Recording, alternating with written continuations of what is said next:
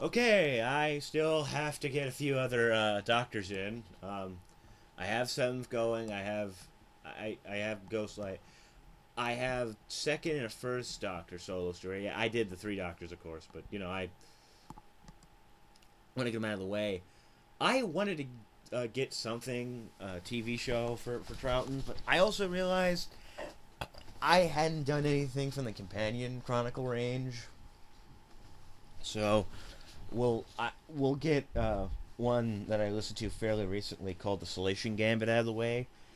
Again, for those who, because I didn't really cover one, the Companion Chronicle range, they're kind of a fusion between the audio drama format and an audio book.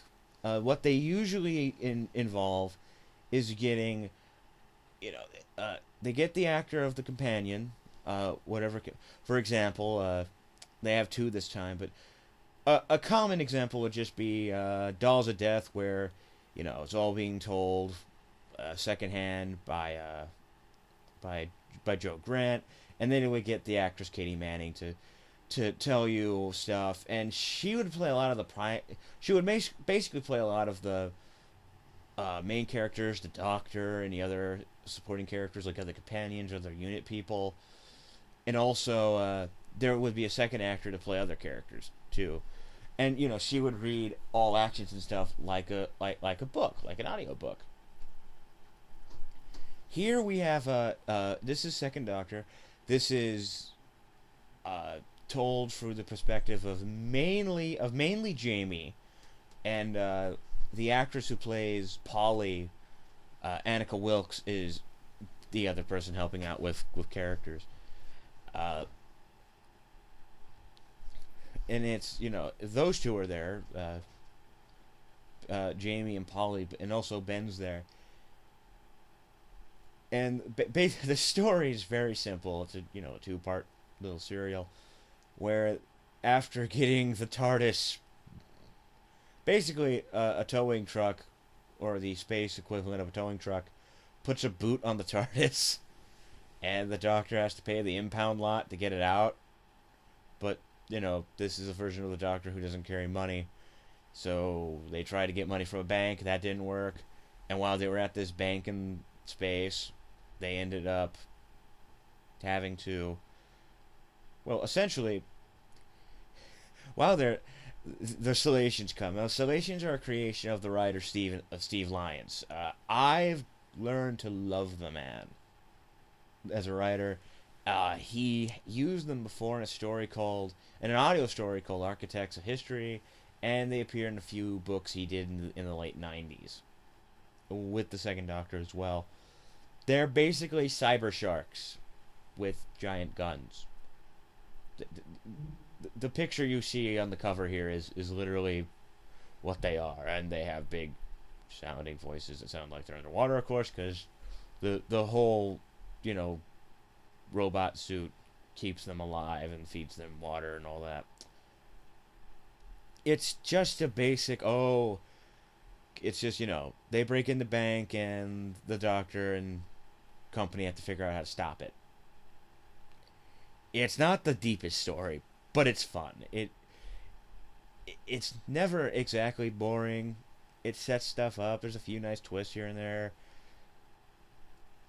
It's definitely it's one where they can't where the entire cast plays a part.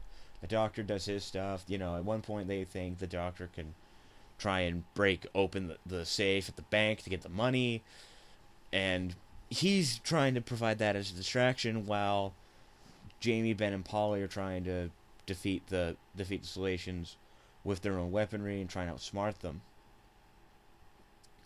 So it's a lot of fun on its own. Another, uh, no wait, there's not really a lot to say at the end.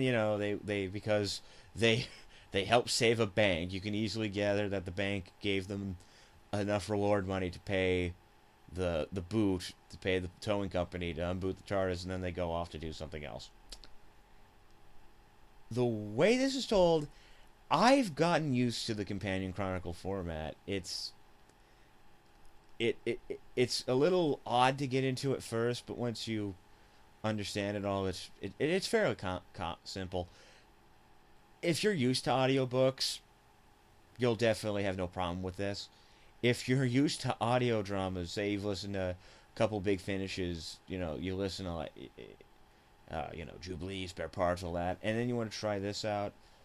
I, I don't know how odd it'll be to try and get into this, but I got into it fairly well with others, and this is a fairly easy one to really jump into.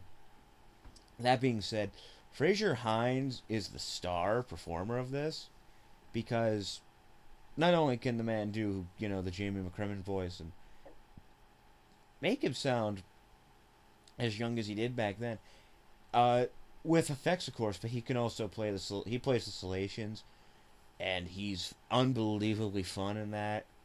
He's, just, I will eat you, Plankton, and he's, crazy and over the top of that. But also, he does an amazing Patrick Troughton impression. And it really does sound like Pat Troughton's there. It doesn't sound like someone's doing an impression.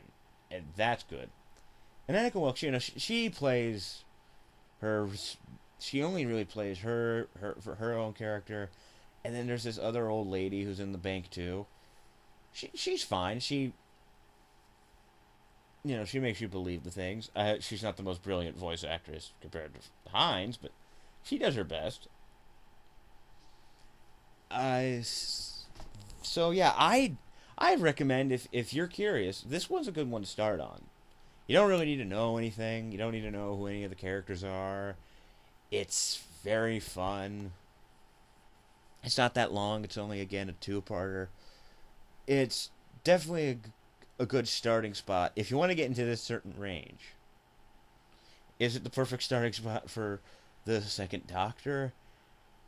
I think, I don't know.